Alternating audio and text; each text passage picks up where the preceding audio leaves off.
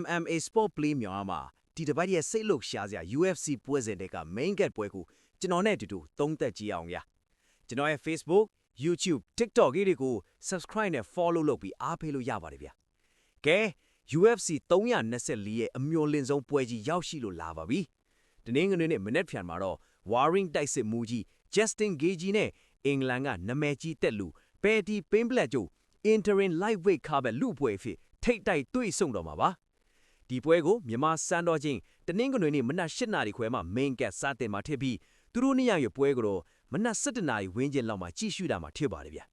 အထောက်အကူပြုရမယ်ဆိုတော့ပထမဆုံး Justin Gaethje ဘက်ကိုကြည့်အောင်အသက်39နှစ်ရှိပြီဖြစ်တဲ့ Gaethje ဟာမတ်တက်ထိုးတက်တဲ့နေရာမှာတော့တကယ့်ဆရာတဆူပါပဲဗျသူရဲ့အဆိုးရွားဆုံးလက်နက်ကတော့ leg kicks တွေပါပဲဗျပြိုင်ပွဲရဲ့ခြေတော်ကိုအချိန်တိုအတွင်းပြက်စီးသွားအောင်ကန်နိုင်တယ်လို့ကားတိုက်ခံရတယ်လို့ပဲလို့တင်စားကြတဲ့သူ့ရဲ့ hook လက်သီးတွေကဘသူ့ကိုမဆိုအိပ်ပျော်သွားစေနိုင်ပါ रे ဒါပေမဲ့အသက်အရွယ်ကြောင့်အမြန်နှုံးတဲ့အခန့်ချင်းပိုင်းမှာတော့အနှဲငယ်စိုးရိမ်စရာရှိနေတာအမှန်ပါပဲ Paddy Pimblett ကတော့အသက်30တည်းယုံကြည်မှုအပြည့်ရှိနေတဲ့အချိန်ပါသူ့ရဲ့အားတာချက်ကတော့မြေချင်း ground game ပါပဲ level နဲ့ leg ကိုဖမ်းချုပ်တဲ့ submission ဒီမှာအရန်ကျွမ်းကျင်တာတွေ့ရမှာပါသူ့ရဲ့လှုပ်ရှားမှုတွေကခက်မှန်းရခက်ပေမဲ့မင်းမော်ပြီးထိုးတတ်တဲ့အချင်းကတော့ Gaethje လိုလက်တီးပြင်းတဲ့သူနဲ့တွေ့တဲ့အခါအကြီးအမားဆုံးအန်ဒီရထစ်လာနေပါတယ်ဒီပွဲကတော့ striker versus grappler အားပြိုင်မှုပါပဲ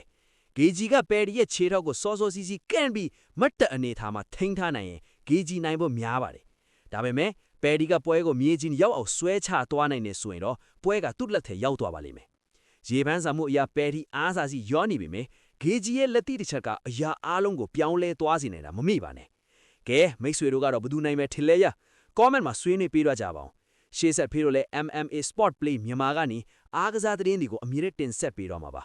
အဲဒါကြောင့် Facebook YouTube နဲ့ TikTok လေးတွေကို subscribe နဲ့ follow လုပ်ထားပေးကြပါအောင် Telegram မှာလည်း live လွှင့်ပေးမှာမို့အခုပဲ join ထားလိုက်တော့နော်အားလုံးကိုကျေးဇူးတင်ပါတယ်ဗျာ